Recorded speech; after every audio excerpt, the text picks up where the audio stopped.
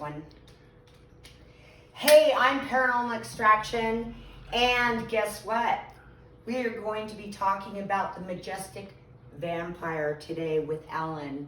Now, I also have my own story, as you can see. I actually used to belong to the society many years ago, so I'm going to be telling my story too. So get ready. Here we go. Yay! Alan, thank you so much for coming on. I have been begging you to do this for God for what? 3 years, 2 years? It's been quite a long time, correct? Yeah, so I've been begging you. So the moment you said that you do it, I was like, had other interviews, and I was like, oh my God, because this will be my 4th interview. So I may not have a voice, okay? So that's why my voice kind of sounds a little weird. But so why don't you go ahead and start, because you're just a regular guy, okay? And you wanted to tell your story because there might be other people out there. There's a lot of people actually out there that want to know about this and actually have no idea whatsoever. I posted about it and gotten a lot of like, that's not real, this and that, showed your, a ton of hits for you on social media for people who are really, really interested in this, because nobody talks about it. Nobody. So let's go ahead and have you start. Well, my name's Alan Monticelli, and I used to live in Reno, Nevada. In fact, this is where the incident happened, is in Reno. On 2nd Street, there was a movie theater right on the corner, right by the river there. It was called the Majestic. And we used to go to the Majestic quite often. Back in those days, it was really nice. You could go to the movies and shoot for what you paid for it. It was very economical and gave the kids something to do and a great place to smoke cigarettes. And so that's pretty much, my buddy and I decided to go to the Majestic and watch a movie together. And we always go up to the balcony area. That's on the 2nd floor. As you come into the theater, to your right, you see a stairway. And then if you go up the stairway, at the end of the stairway up there is the men's restroom. And then towards your left there is your entrance to go into the balcony. Just like it is to the movie theater at the lower level. Then you can see the snack bar in the middle there. Yeah. And so we were basically up in the restroom, and I don't know if you've ever been into the restroom in the Majestic. For some reason, your camera, the way you are sitting, you're going down and up, down, it's moving around. I don't know why. Okay, yeah. I'll try to keep it. Is that better? Yeah, it just keeps going down and up, down and up, down and up. So I just thought I'd let you know, because we don't want you jumping all over and people thinking, okay, where is he? Where is he at? Is that better now? Yeah, that's great. Okay. Okay, so so there's the balcony, and then there's downstairs, and then there's the bathroom, and then they have seating downstairs as well.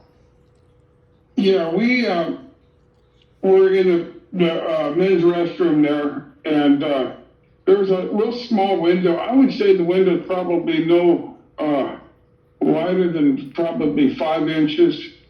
It was where you couldn't even get through. A small person could not get through. And it was a safety reason, and it was one of those crank up windows where you crank the window and would go out, and it was just perfect to let the fresh air in, and of course naturally let our cigarette smoke go out. Right. And it was kind of nice when we got away from being at home, so that we could just be with friends and do what we wanted to do. And so we had the cigarette, and we were just about ready to go out of the restroom, and the door opened. And in walked this guy.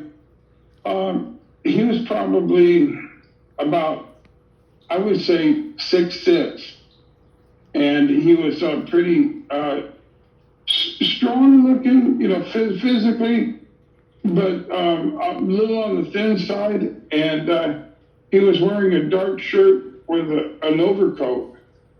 And I noticed his hands, the nails were really long and thick. They weren't just long, had a lot of strength. They almost looked like claws, actually. Right, okay. And the skin was really pale, and he looked almost anemic, and his eyes were really, really dark, and even the color of the eyes themselves. And I just came to find out last night that the reason why their eyes get dark like that is they're just about ready to feed. Okay, that's interesting. And so I didn't know that until last night. So now that I found that out, I'm a little bit more nervous about the incident we had, because at that point in time when I noticed everything, he pulled out a pack of Salem cigarettes and asked us if we wanted to smoke, because he knew what we were doing up there. And we said no, I said no, thank you, because I just thought he was odd looking. I was getting kind of nervous on him. And then I told Danny, I said, Danny, I think we better leave. And then Danny says, what? And I said, we got to get out of here. And then the guy turned to us and said, I'm going to kill you boys. And then so I sidestepped him. I said, Danny, you got to get out. And then Danny got out of the stall, because he was in the stall. I was in urinal, he was in the stall. And so I got out, got away from him, and I was waiting for Danny at the door. Danny got away. And I told Danny, I said, good, now we got this guy trapped. You go down and get the management. Right. And I'll make sure he doesn't get out, because now we need to make sure that he goes to jail is what we need to do, because to threaten a bunch of 12-year-olds that you're going to kill them is not a good thing. See, to have some man doing this here. And so Danny ran downstairs, got the management, and we went inside there. Yeah, but you were standing outside the door the whole time. The whole time. Yeah, right. Okay, so no one, he didn't come out or anything like that? No. Yeah, right. Okay. No, he didn't come out at all. And so we naturally were so happy the fact that we've got this guy trapped now, and he's going to get in some trouble, because he should be doing what he's doing, going to theaters and being aggressive to kids. And so yeah, we but went in there. Didn't he also, he just had a strange manner about him. So it wasn't like what you told me, like, I'm going to kill you. It was just, it was strange. Before he even said that, that's the reason why I was so away from this guy, saying, no, I don't want a cigarette. I just didn't want nothing to do with the guy, because he just looked really odd when he walked in. I've never seen anybody with long nails, real pale skin like that. Right. And the dark eyes, I just never seen anybody like that. Right. And so I felt so uncomfortable when he walked in. And so when we went in there to get him, and capture this guy, he was nowhere to be found. Right. Now you had brought the security up, though. Right. I brought the security. Yeah, I brought in all the security up there. Right, and they went in and he wasn't there. There was nobody there. And nobody came out the door. No, nobody came out the door. I was right there. That's why I told Danny to get the management, because I wanted to make sure we got this guy. Right. So they went in and they said no one's in there. So what happened then? Well, not too much happened then. They kind of thought that we were just seeing things or something like that. And so the guy said, well, maybe he snuck around you. And I said, oh no, I was right here. I told my story to a friend of mine out here in Michigan now, and Dylan, he's a nice young guy. He's a good guy. Started telling him about his experience, and his experience was similar to the same. Look that the guy had pale skin, fairly tall. Structurally built pretty good, and they were out in an area where it was abandoned building, and they were just at this abandoned building, and they were with another couple. And so the other couple was picked up by, they all saw this one guy walking around up there, and they didn't really pay a lot of attention to him. And so the other couple was picked up by some people with a car, and so Dylan and them were left to go home, walking home. And so as they were going to leave, they noticed a guy was watching them. And so that made Dylan feel pretty uncomfortable. Right. And so, because he's with Betty, and so he's pretty uncomfortable with this guy here. And so they kind of go moving a little bit faster to get down to where the gate was so that they can get off the property. Right. And so when they walked, because the property was a little bit on the hill, so when they walked down towards the end of the hill and at the gate, there was this guy waiting for him.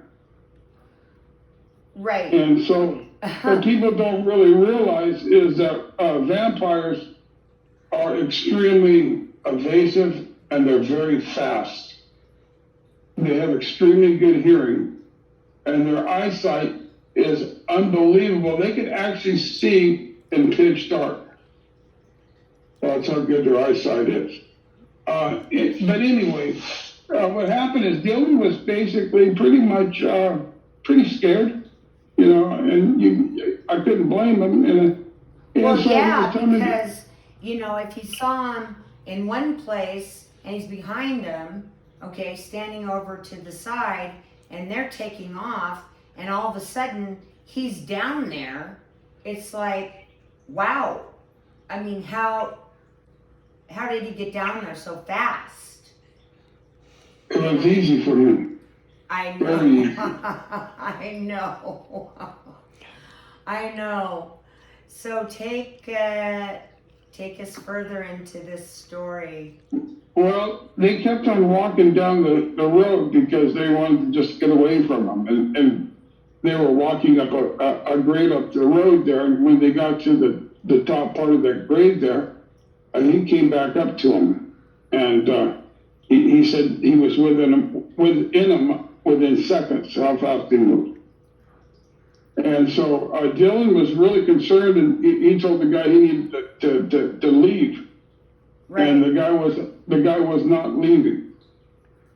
And so Dylan was going to protect Betty, and so he decided that he'd confront him. And so he took his hand and hit him in the belly in his shirt, lifted him up 5 feet in the air. Dylan hit the ground and said he passed out for just a second. It was a short period of time that he passed out, but he passed out. And then he was telling me that, they didn't go to the hospital or anything like that because they didn't think anybody was going to believe him anyway. Right, exactly. Right. Right. So, this guy with big nails lifted me up 5 feet in the air. And so, he had cuts and everything. But see, when Dylan was telling me his story, because I told him my story first, and because the relationship of character was very similar, almost the same, I thought maybe he was kind of pulling my leg a little bit. You know how sometimes friends will do that. Yeah. And I thought to myself, now come on, this is, I'm telling them my story, and I'm being really sincere and honest, because that's exactly what happened at the Majestic. And so he said, well, this won't tell lies. So he lifted up his shirt, and there was those scars from where his fingernails went into his stomach. Right. And I was a firm believer at that point in time that what he was telling me was not only the truth, but the stories were very similar. So yes, there are vampires in this country and people don't really realize that. And that's not the only population that actually is growing. Because they say that there's 5,000 of them that are registered, how many that are not. And we're talking certified now, vampires, which means they draw teeth, So we're talking people that, wow, really could be potentially very dangerous in a society. And we're also talking about in the same breath that, see, that was my first encounter. My second encounter was a werewolf. Yeah. And so, right. You've had these strange things. Yes. And actually they can go to YouTube and see that, because on that one, you're willing to take a lie detector test, and I'm willing to take a lie detector test on either one of them, because really people just aren't aware of what really is out there. And the government's not going to tell you the truth. I hate to say that, but they're the last ones that will tell you the truth on something like this. Right, exactly. So, okay, so you found out about this secret society that they have. Do you have any more background or, history on them? I've taken some notes, but the werewolf society is actually growing itself, and that's the reason why, like right now, I don't know if you're aware of this, but in all the national parks are having a problem, especially Yosemite and Yellowstone. I do know that. And so now, for the first time, when I look into like where werewolves would be at, right, they have Nevada. Nevada's in there. Oh, they do? Oh, yeah. Well, oh, yeah. Okay, that's interesting. Correct. Right. Well, so a little bit. And the vampires, I don't know if you know this or not, but the vampires are in almost every community. Now, how did you learn about all of this? You did a heavy amount of research, obviously? I've done research probably since my first encounter, which was with vampires. Okay. And to the life of me, I used to love the outdoors, and I used to always be out in the outdoors. And that's, if you were to try to find me, that's where you'd find me. I'd be up in the mountains somewhere having a great time, because I used to love being up in the woods and up in the mountains. I haven't been out in the woods since I was 17 years old, because I got really lucky on the encounter, because you're talking about a predator that will devour you. You're not talking about something that can just scratch you or maybe give you a little bite. We're talking about something that can devour you quickly. Right. Now you're talking about something totally separate, which is... It's totally separate, but then if you want to talk about the superpowers of a vampire is actually more... I was probably more afraid of the vampire than I knew where I stood with the werewolf. I could be a meal. But the vampire was more... let's put it, its intellect was a lot more than mine, first of all. And it was a predatory type animal, but it was so calculating that we were very fortunate to get by that encounter with the vampire, because the vampires are very fast, they're very smart, and they're not afraid to they don't want to be exposed. They're trying. Both vampires and werewolves do not want to be exposed at all. In fact, I heard a story back about and I believe the story was in regards to a guy that he was cursed as a werewolf, and he built a special home for them, where included cages in a basement, and so you know, you have to understand that once they turn, they don't have any perspective on. They become a creature. They're an animal. Right. There's not that human element to them really, and so when I say a predator, they're out looking to kill. Right. And so I was very fortunate that night that I had my encounter with that. But I'll be honest with you, the vampire by far scared me a lot more than the werewolf. Right. Now, okay. I used to practice, and I'm gonna tell people. I mean, because it's real. Okay. And I never really wanted to talk about. Very few people know about this. But this was eons ago. Okay, it seemed like. Well, it was. I was into vampirism, and we got invited to when we were in New Orleans to their place that they go. Now you cannot get in unless you have an invitation. Okay, and so my husband at that time and I went in to, it was a very small place, and we had our invitation to give, and we went in, and there was very, very small stairs to get up. So you had to go one at a time. You couldn't do two at a time, to walk up, one walking down, one walking up. And when we got up there, we kind of walked around the bar area just to kind of check it out. And I got to tell you, that is got to be, it was one of the scariest things that I have ever seen. My husband and I decided that this is way too deep.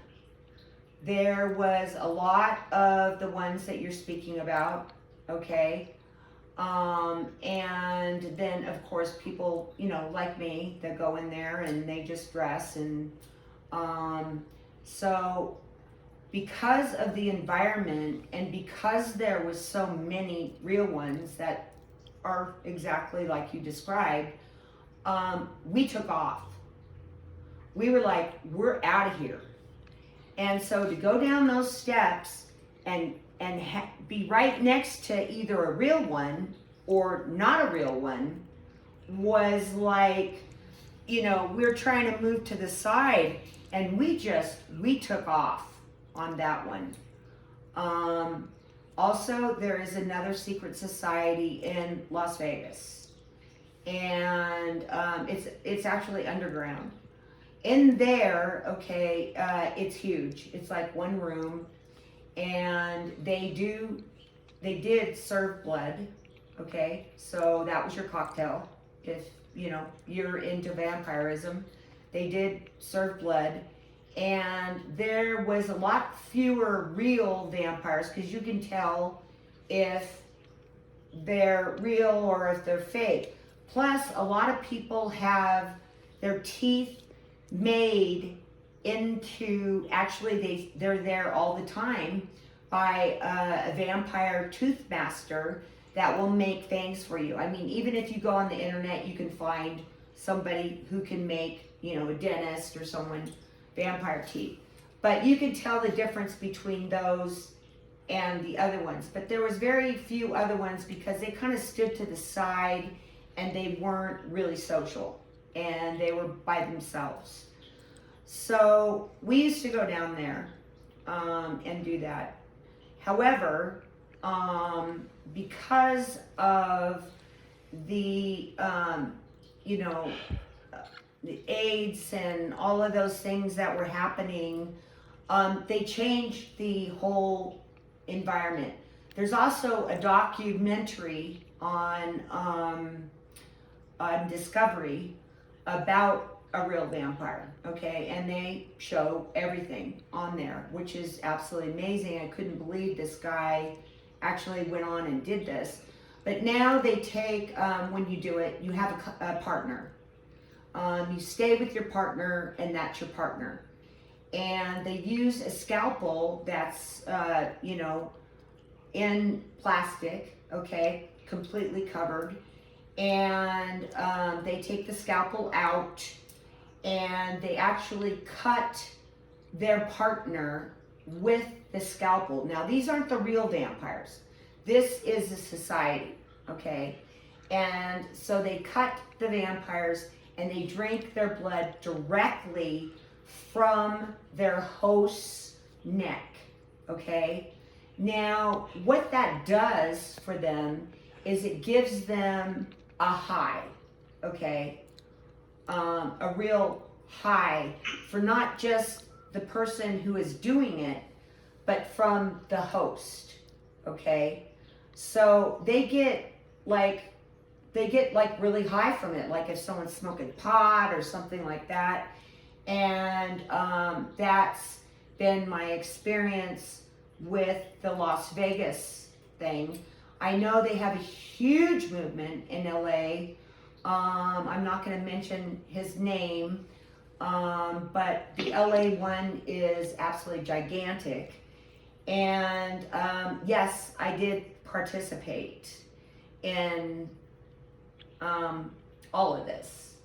I didn't get my teeth done or anything like that, but I was into the dark side then, and I'm not that way anymore, but I wanted people to know that this really happens, okay, because I've been there. I did it. So I wanted to tell that story so people would understand that, have I seen a real vampire, which, like you described, at one of those events, go and get somebody and suck their blood? No, they never ever do that. They stand in the shadows and they watch, okay? Totally different than any of the people that come in there and want to actually be a vampire. So I do know your story is real, okay? From my experience. And that's what I wanted to say about that. And of course, I had this cape custom made in Salem for it. And, that's why I'm kind of dressed a little bit more odd today. But, before you go, you put your pale makeup on, and they really get into this, okay? To where they really look the way that they show them, but it's nothing like TV, okay? Like you said, it's nothing like, one of those horror shows where, go in and you see this guy and he's, attacking all these people. No, they are hidden in the shadows. And so that's what I have to say about vampires.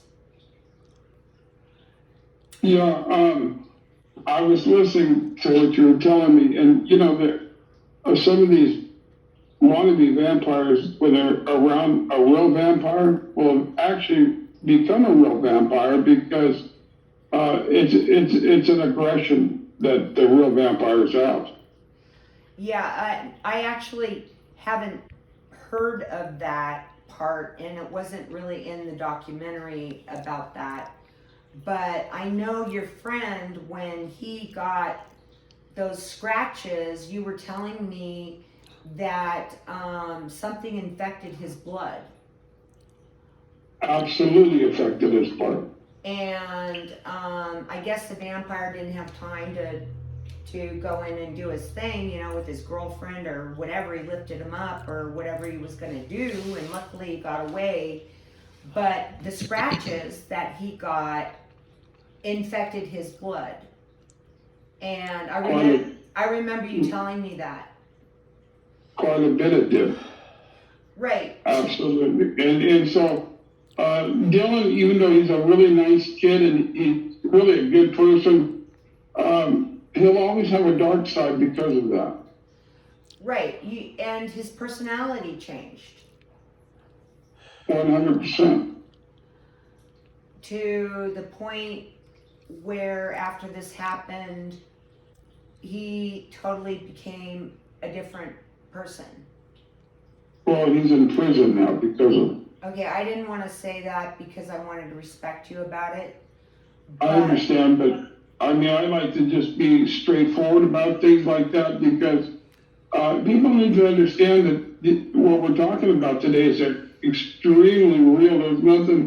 There's no in betweens on any of this stuff because I would hate to see somebody come across the experiences I have because they just might not get that lucky.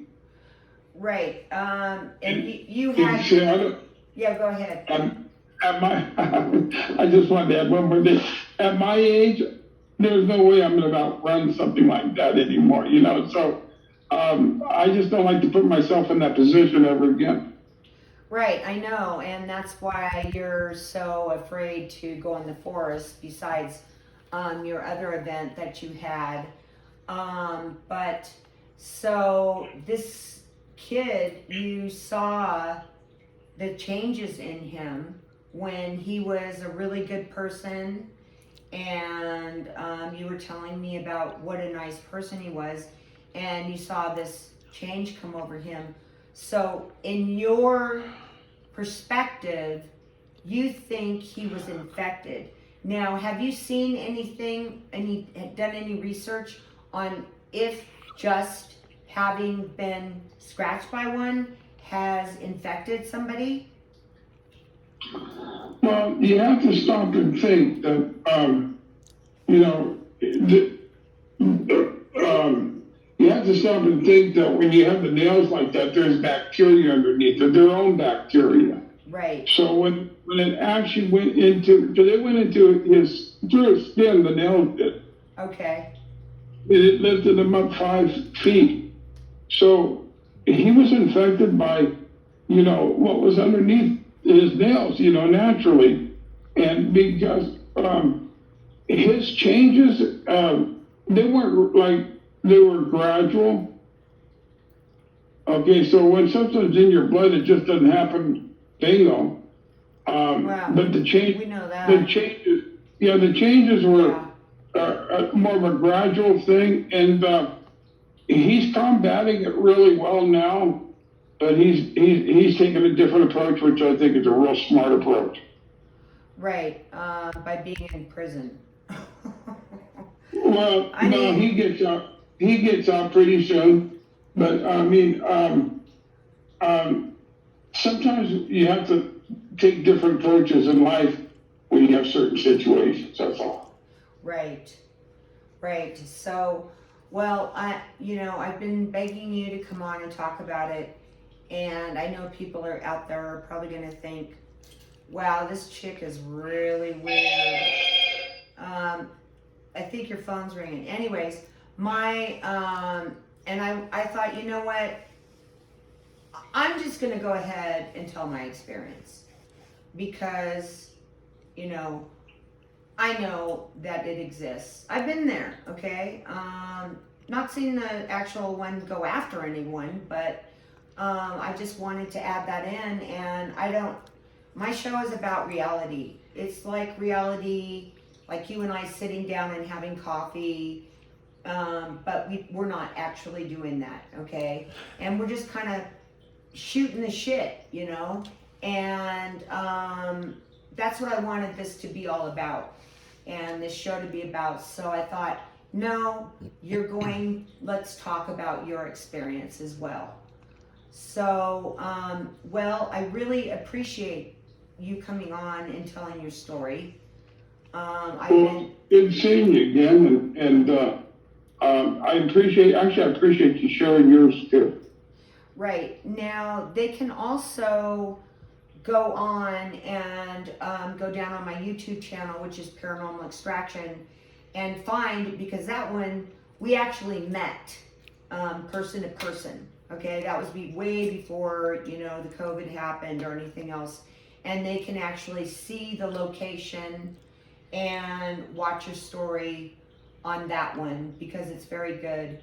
And we had decided that when you're ready and we're in person again or something, TV show, radio show, whatever, and because you don't live here, that we are going to show you doing the lie detector test. That would be perfect. I know. It's just great because most people just make up the shit and they don't. They're not willing to do that. Okay, which makes them a little iffy on this. So, anyways, I hope everybody enjoyed hearing about this. Probably not for some, but for others who are extremely interested. If you have any questions, send them to me, and I can always forward them to Alan. You can find me on Facebook, Paranormal Extraction, or YouTube, Paranormal Extraction. Okay, and thanks again, Alan, for being on today, sharing your story. I've been waiting for 2 years. I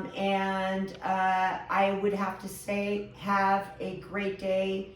And I appreciate you really coming on and doing this. It was my pleasure.